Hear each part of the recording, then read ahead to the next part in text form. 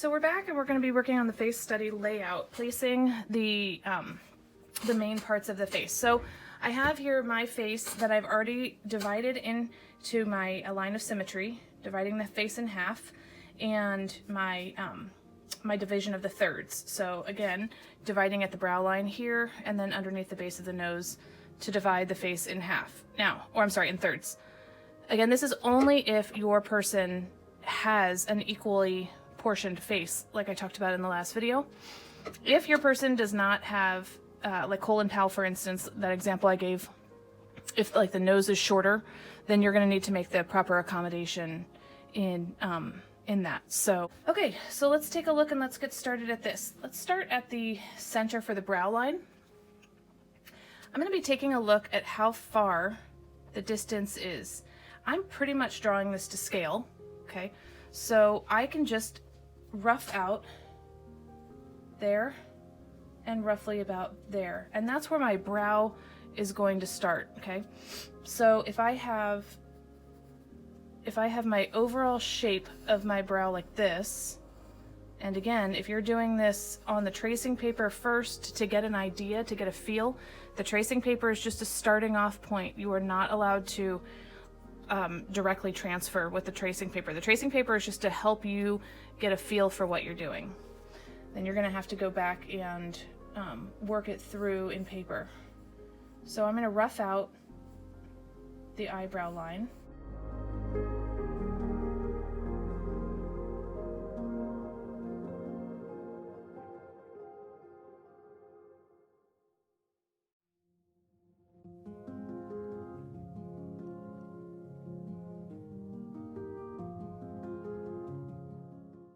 I can see how far up it goes too. So if I kind of get an idea, maybe I need to go up a little bit higher with that. And maybe my angle, I'm also looking at the angle and slope of that. So it's going to be kind of like that. Again, we are mapping things out and nothing has to be perfect. So we have the base of the nose and I can see the slope like that. If I draw this line, like I've drawn it here already to show you, I can see that my nose is going to drop below that line. So it's going to come down about here.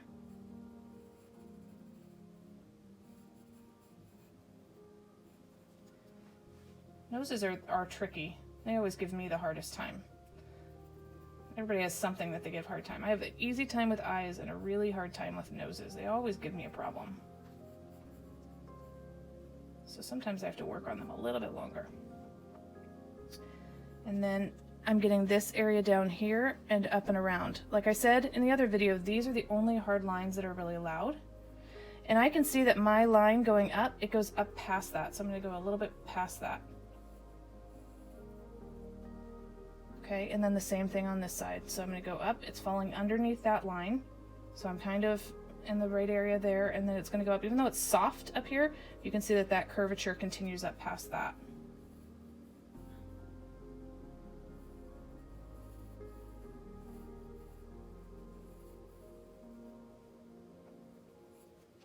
Okay, before I said this yesterday, everything else within the nose area is done through value transition later. These are the only hard outlines that you're going to do. If it would help you visually to get an idea of where the bridge is, so I can say my line's here, so my one bridge starts there and my other bridge starts there, then you can rough that in very lightly just to give yourself a visual for where you're going to be placing that bridge. But I do not want to see any hard lines on that, okay?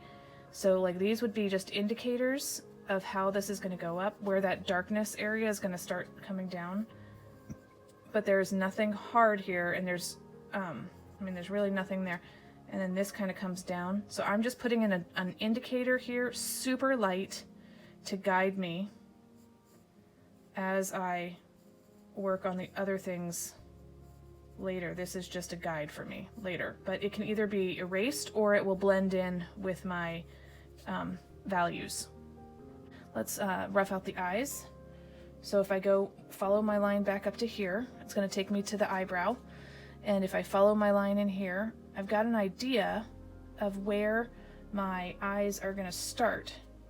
So my eye is going to start, you could even, you know, draw on here, kind of like a connecting line like that, to give yourself an idea of how far down it is that the eye starts. So my eye is going to start in this range here. So you just kind of want to get an idea of the overall shape. And then where does the eye end? It ends pretty far in. This is the edge of the brow, and the eye is inset. So if I have the edge of the brow here, then the eye inset is going to be about there, somewhere in there.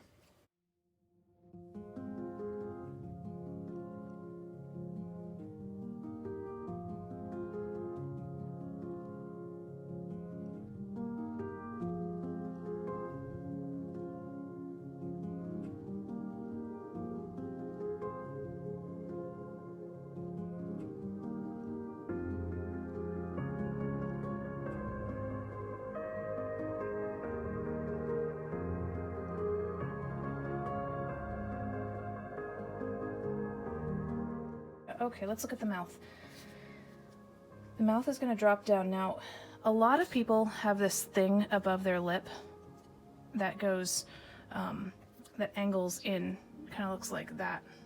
It's called a Cupid's bow. He has virtually no Cupid's bow at all. So keep an eye on that, because that will determine, a person with a strong Cupid's bow will have like real strong lines here that you'll need to be following. He doesn't have that at all. He almost like has a flat upper lip. So for me, I have to keep that in mind, that it's very different.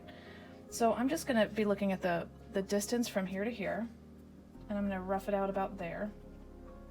His upper lip is like so thin, it's almost non-existent.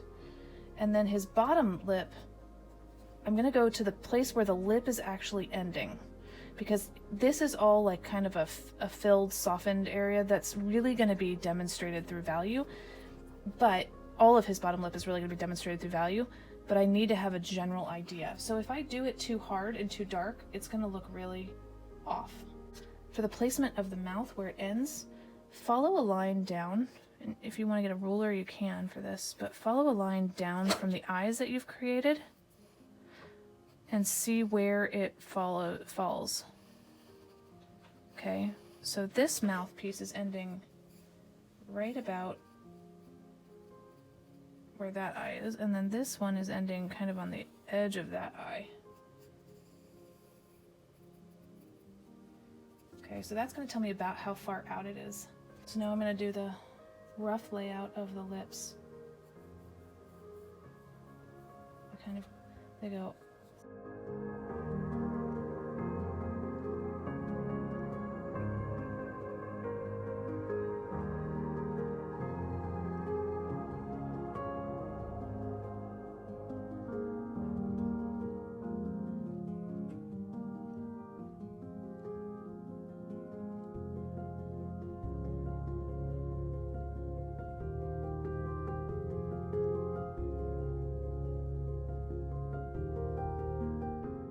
When you're doing your bottom lip, it helps if you draw at a curve, like a contour line, because it helps you to just kind of like actually feel out how the lip would curve. If you draw a straight line, it's kind of a bad representation of what the lip actually does. So curved lines like this actually help you place the lip better, and then you can kind of connect your dots, so to speak.